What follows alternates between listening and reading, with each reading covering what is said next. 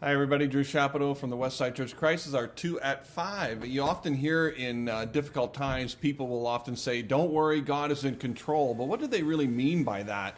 Oftentimes people say God is in control and then worry whether or not the events that surround them go according to the way they want them to. And then they spend their time always frustrated and always worried if it's going an opposite way. And somehow to placate themselves, they say God is in control. But what do we really mean by that? That God is in control. And I think one of the things that we have to understand as people of faith is that Jesus reminded us to not let our hearts be so troubled, that if God is on his throne and he is allowing the world to happen the way it's happening, then we can have some sense of peace and comfort, that we don't have to be that worried about what's going on and whether or not events will go the way we think they should. Remember, listen to the words of Jesus in John chapter 14 when he said, "Don't let your hearts be troubled.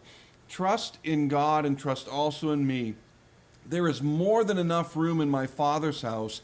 If this were not so, would I have told you that I'm going to prepare a place for you?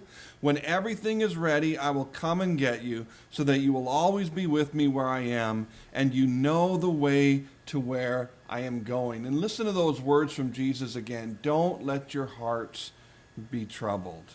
Don't let your hearts be troubled.